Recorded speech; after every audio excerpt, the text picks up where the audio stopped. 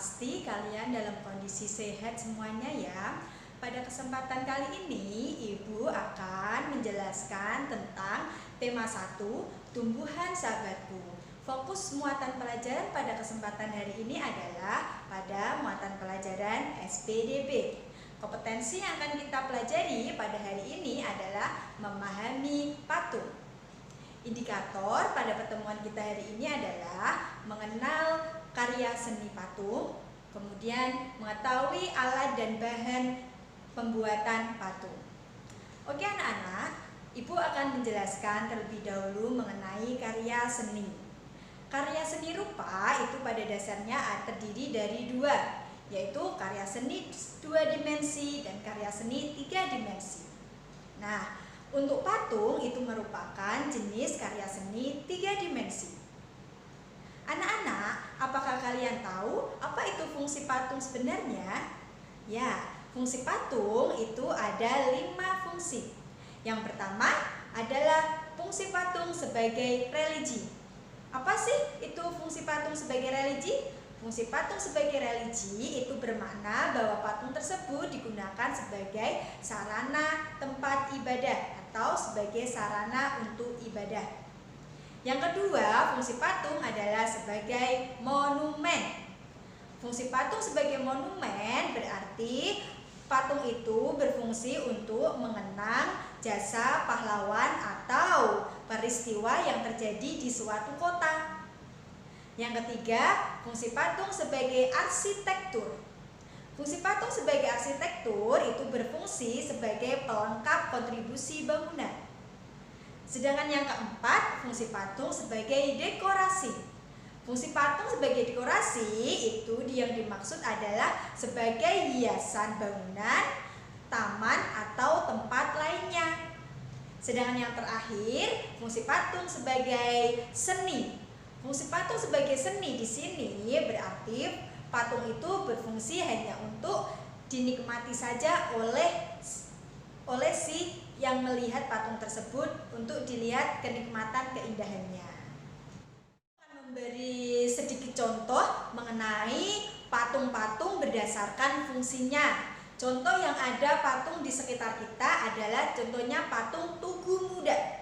Patung Tugu Muda itu merupakan patung yang berfungsi sebagai monumen. Mengapa? Karena patung Tugu Muda itu berfungsi untuk mengenang suatu peristiwa di kota Semarang. Kemudian patung juga yang berbentuk sebagai dekorasi, contohnya bisa berupa misalkan patung yang berada di taman, yaitu seperti patung yang ada kendi kemudian mengeluarkan air, itu contohnya jenis patung yang dekorasi. Kemudian juga contoh patung yang sebagai religi, contoh patungnya itu seperti patung yang kita gunakan untuk tempat ibadah, contohnya di Borobudur itu sejenis patung yang digunakan untuk tempat ibadah. Patung secara bentuk itu ada 2 jenis. Yang pertama, patung bentuk figuratif. Yang kedua, patung bentuk non-figuratif. Apa sih itu patung figuratif?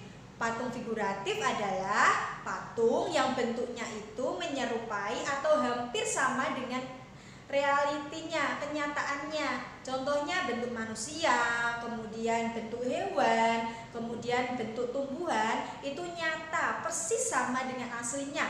Itu jenis patung berdasarkan bentuk figuratif.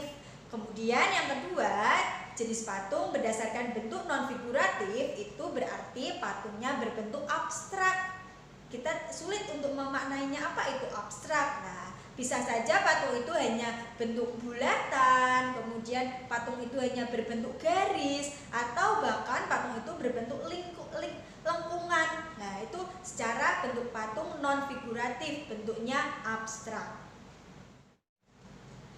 Anak-anak, berdasarkan bahannya, patung itu terbagi menjadi 2 jenis. Yang pertama, patung berasal dari bahan lunak. Sedangkan yang kedua, patung yang berasal dari bahan keras. setiap jenis bahannya juga mempengaruhi alat yang kita gunakan loh dalam pembuatannya. Contohnya ketika patung itu dari bahan lunak, maka alat yang bisa digunakan dalam pembuatan patung itu contohnya seperti menggunakan putsir, kemudian bisa menggunakan dengan meja putar, kemudian bisa juga menggunakan dengan cetakan. Itu adalah alat yang digunakan saat kita membuat patung dengan bahan lunak.